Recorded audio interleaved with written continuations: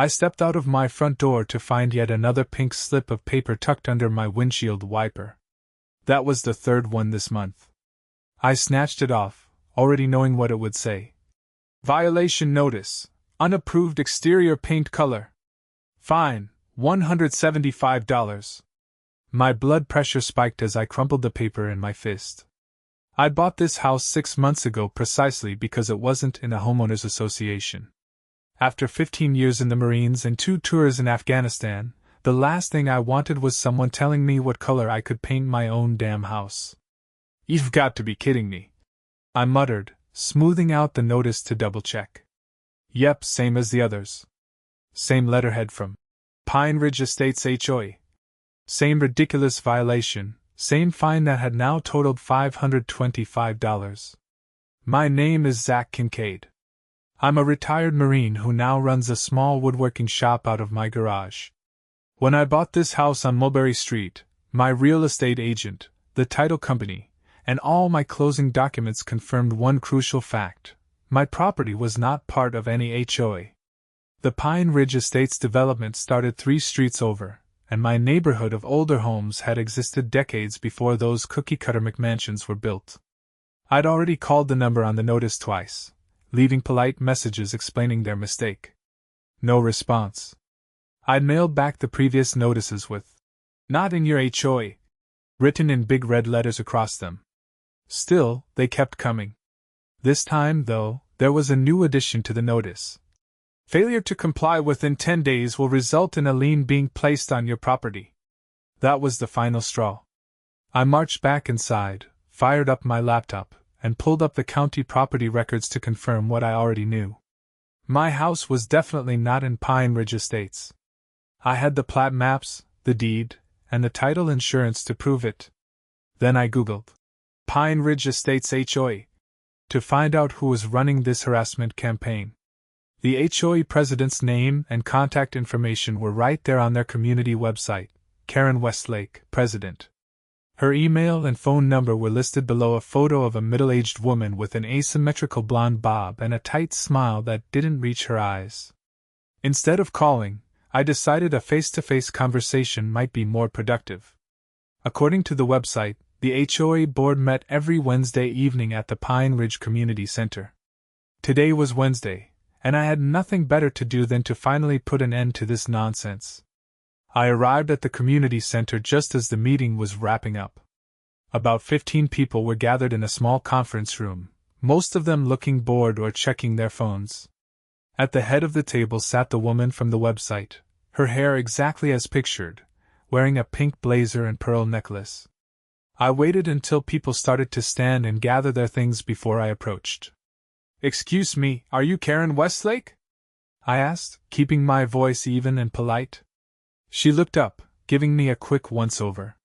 "Yes, I am. Are you a new resident? I don't believe we've met." "No, I'm not a resident of Pine Ridge Estates. I'm Zach Kincaid. I live on Mulberry Street, and I've been receiving these." I held up the crumpled violation notice. Her smile tightened. "Ah, yes. The blue house with the unfortunate color choice. My house is not in your HOA," I said plainly. "I've left messages about this, but the notices keep coming." A few remaining board members paused to watch our exchange. A tall, balding man in a golf shirt stepped closer, frowning. "All properties adjacent to Pine Ridge Estates fall under our aesthetic guidelines," Karen said, her tone shifting to something more authoritative. "It's in the extended bylaws." "That's not legally possible," I replied. "My property is not part of your development. I never signed any HOA agreement. You can't just claim jurisdiction over houses you don't like the look of." The balding man cleared his throat. "I'm Dennis Miller, HOA Vice President. What Karen means is that when Pine Ridge was developed, there were provisions made for aesthetic continuity with neighboring properties. Your home is visible from our community entrance, and the blue color impacts our property values." I stared at them, momentarily speechless.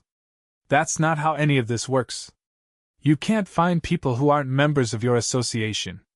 Karen's smile disappeared completely. The fines are simply a formality to encourage compliance. We'd hate to have to take further action, but the blues simply must go. Our guidelines clearly state earth tones only. Further action? I echoed. Like the lien threat on today's notice? That would be illegal. You can't place a lien on a property that isn't under your jurisdiction. We've done it before, she said dismissively. Now, if you'll excuse us, the meeting is adjourned. She turned away, gathering her papers into an expensive-looking leather portfolio. I stood there, dumbfounded. Had they actually placed liens on other non-HOA homes? The casual way she admitted it suggested they had.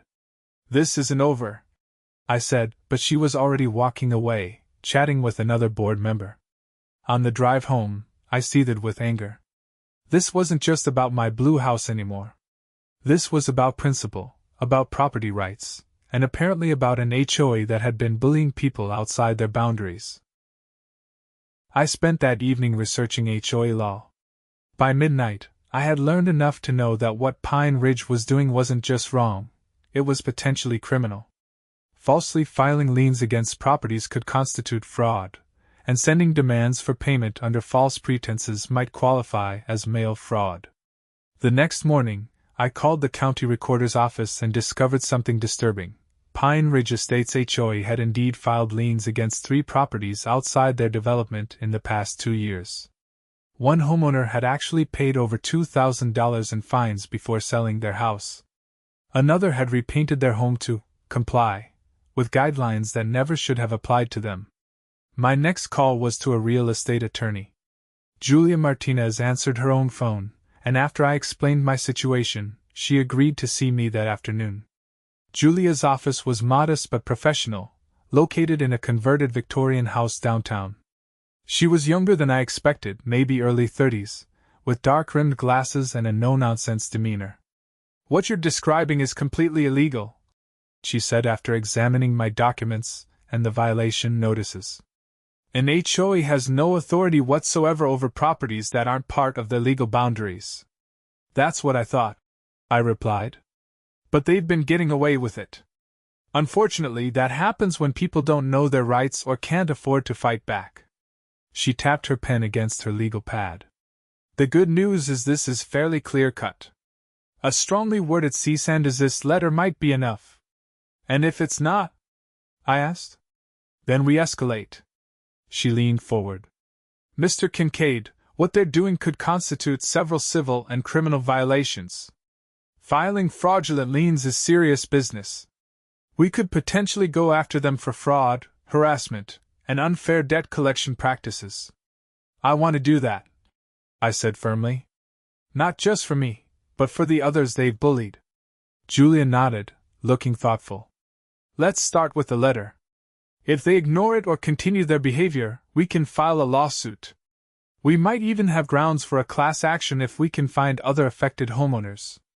2 days later, I hand-delivered Julia's cease and desist letter to Karen Westlake's house, a large colonial on a corner lot with meticulously manicured landscaping.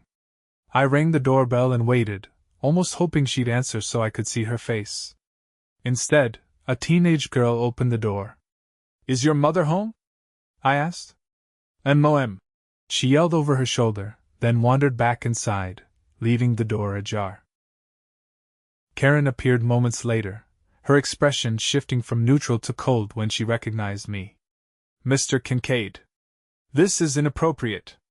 If you have HOA business, I don't have HOA business because I'm not in your HOA," I interrupted, handing her the envelope. "This is a legal cease and desist letter.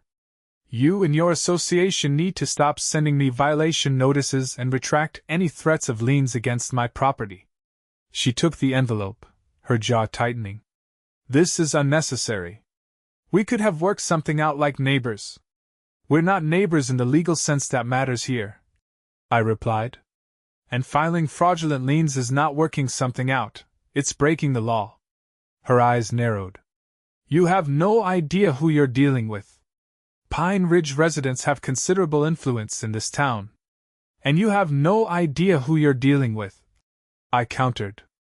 I didn't fight for this country to come home and have my property rights violated by someone who thinks their personal aesthetic preferences trump the law. I turned and walked away before she could respond, feeling her glare burning into my back. For the next week, I heard nothing. No new violation notices appeared on my windshield. I started to hope that the letter had worked, that Karen had consulted with the HOA's attorney and been told to back off. Then my neighbor Tom knocked on my door on Saturday morning. "Hey, Zach. Weird question, did you get a letter from the Pine Ridge HOA?" he asked. My stomach dropped. "You too?" He nodded.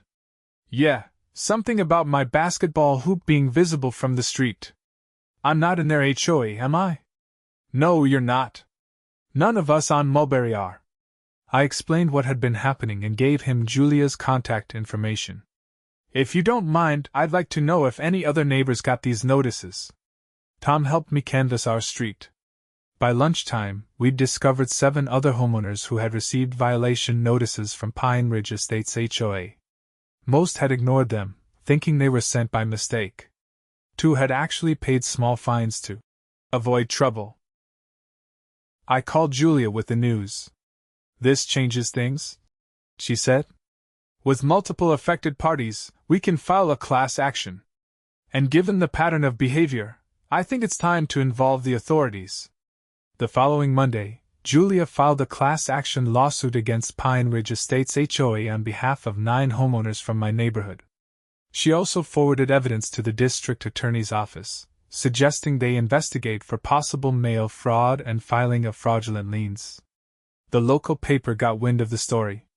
The headline, "HOA accused of neighborhood extortion scheme," ran on Thursday, complete with a photo of my blue house and quotes from several of my neighbors. The reporter had reached out to Karen Westlake for comment, but she had declined. That evening, I received a text from an unknown number. "You've made a big mistake. This will not end well for you." I showed the text to Julia, who immediately added intimidation to our growing list of complaints.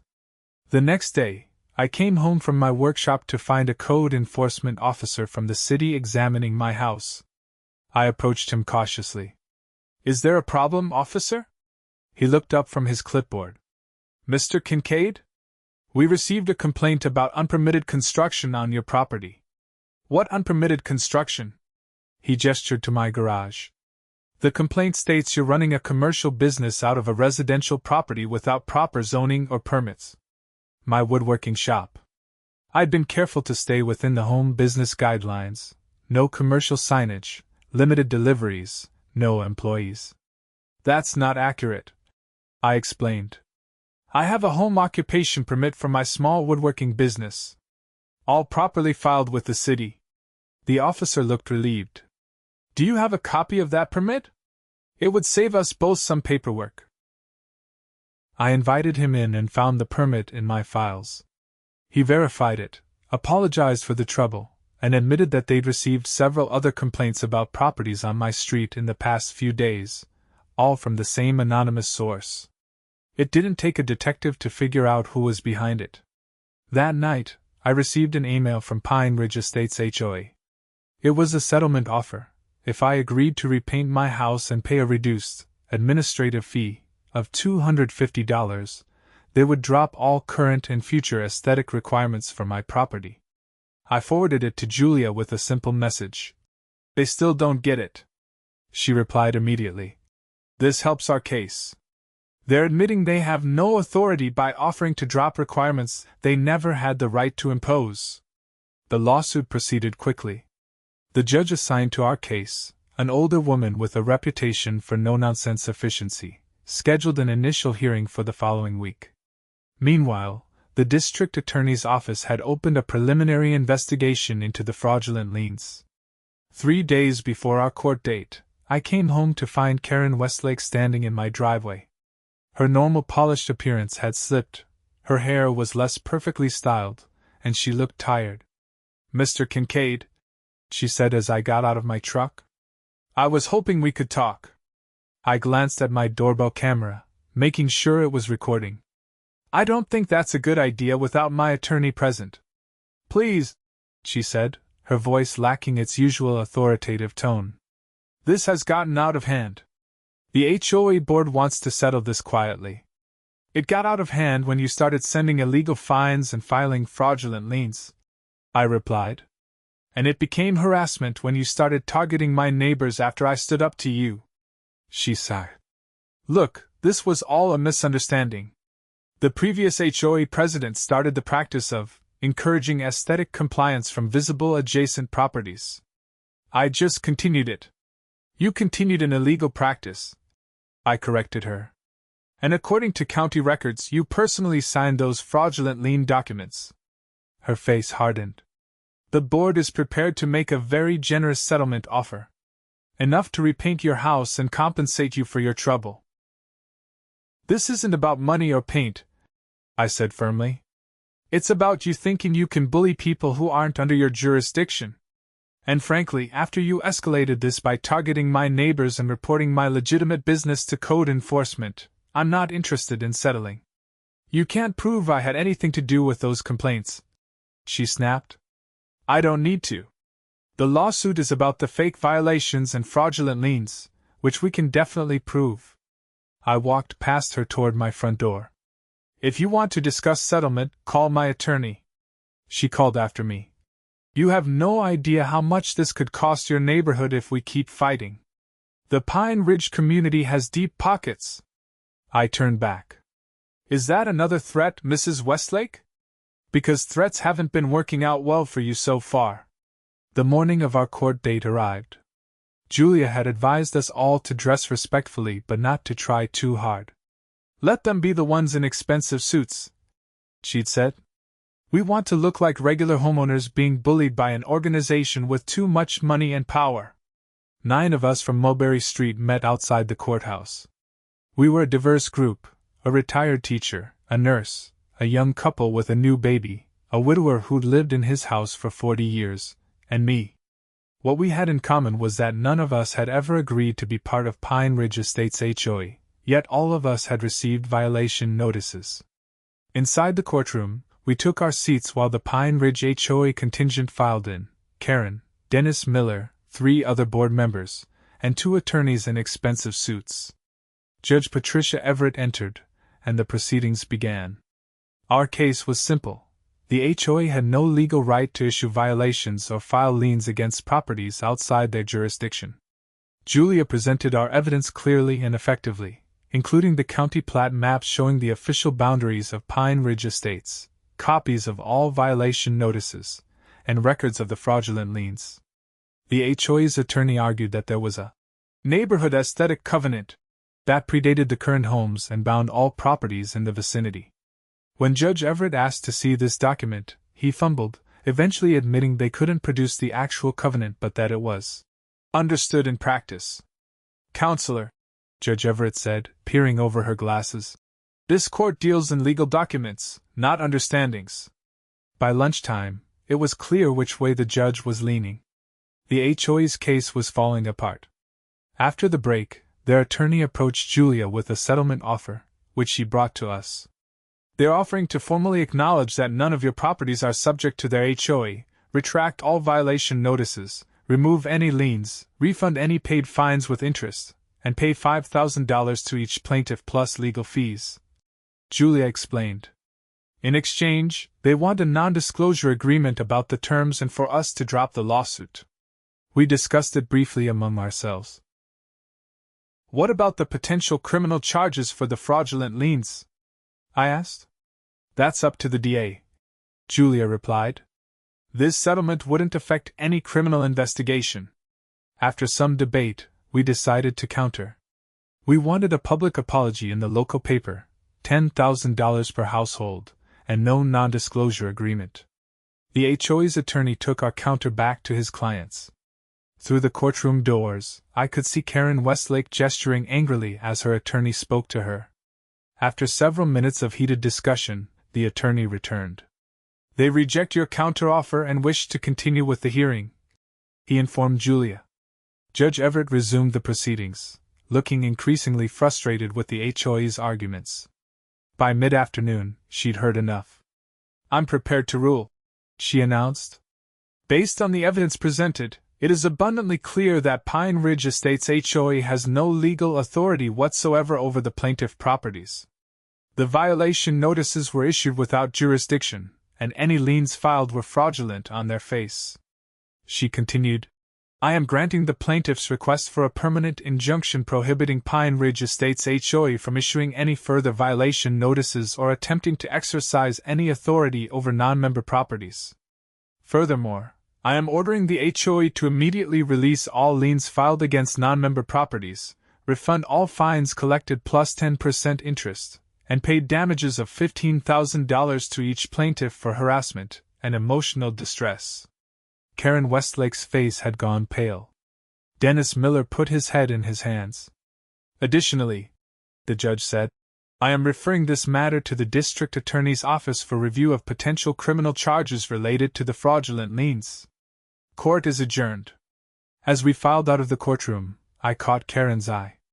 There was no smug superiority now, just the look of someone who'd finally been held accountable.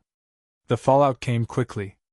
2 days after the ruling, the district attorney announced charges against Karen Westlake and Dennis Miller for filing fraudulent liens, a felony in our state.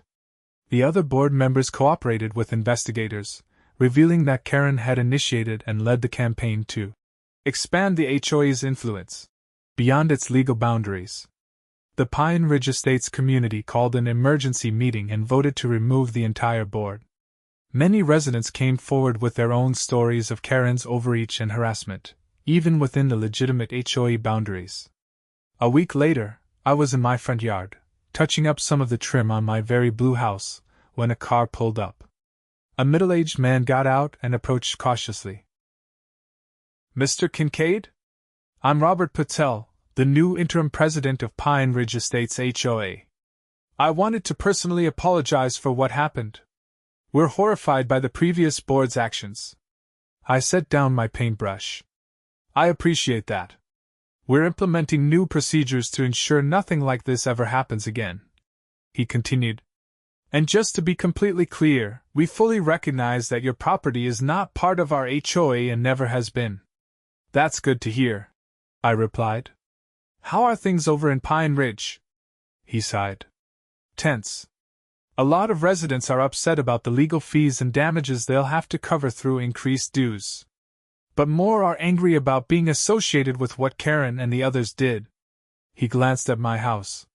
For what it's worth, I think the blue looks nice. Adds some character to the neighborhood. I smiled. Thank you. After he left, I went back to painting, feeling a sense of satisfaction.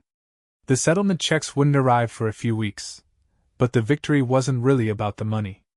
It was about standing up to bullies who thought the rules didn't apply to them. Later that evening, the local news ran a story about Karen Westlake and Dennis Miller turning themselves into authorities. They showed footage of Karen, head down, being escorted into the police station for booking. The reporter mentioned that if convicted, they could face fines and even jail time. My phone rang. It was Tom from next door. You watching the news? He asked. Just saw it, I replied. Hard to believe it went this far, he said. All because you painted your house blue. All because they couldn't stand not being in control, I corrected him. The blue house was just an excuse. Well, I'm thinking of painting mine purple now that we know for sure we're free and clear, he joked. Really brighten up the street. I laughed. I'd help you with that. After we hung up, I sat on my front porch with a cold beer, looking at my blue house in the fading evening light. I'd chosen this color partly because it reminded me of the ocean I'd seen during my deployment, a moment of peace in a chaotic time. Karen Westlake had tried to take that small joy away from me, and in the process, she'd broken laws and hurt people. The newspaper the following Sunday included a full-page apology from the new Pine Ridge Estates HOA board, acknowledging the illegal actions of their predecessors and vowing to be better neighbors in the future. 6 weeks later, Karen Westlake pleaded guilty to multiple counts of filing fraudulent documents. She received 2 years of probation, community service, and was ordered to personally pay restitution to several homeowners who hadn't joined our lawsuit but had been similarly victimized. The settlement checks arrived, and most of us on Mulberry Street decided to use part of the money for a block party. As we gathered in the street, grilling burgers and sharing stories, I realized something important had happened beyond just winning a lawsuit. Our little non-HOA neighborhood had become a real community, not through enforced rules about paint colors and basketball hoops, but through standing together when it mattered. Tom did eventually paint his house, though he went with a more subdued green rather than purple. The retired teacher added a brightly colored garden that would never have passed HOA muster. The young couple installed a fence for their toddler that didn't conform to any aesthetic guidelines except their own. And my blue house? It stayed exactly as it was, a small reminder that sometimes the most important victories are the ones that let you simply be yourself, on your own property, without interference from those who mistake control for community. 6 months later, as I was finishing up a custom bookcase in my workshop, Julia Martinez called with an update. "Thought you'd want to know," she said. "The State HOA Regulatory Commission just issued new guidelines directly citing your case. They've clarified that HOAs attempting to exercise authority beyond their legal boundaries can lose their state certification. So we changed things," I said, feeling a swell of pride. "More than you know," Julia replied. "I've had calls from attorneys in 3 other states asking about our approach. You started something important, Zach." After we hung up, I walked outside and looked at my blue house gleaming in the afternoon sun. It wasn't just a home anymore. It was a statement that property rights matter, that bullies don't always win, and that sometimes the biggest changes start with the smallest stands. And to think, all of this happened because I wanted a blue house and had the audacity to believe I could have one.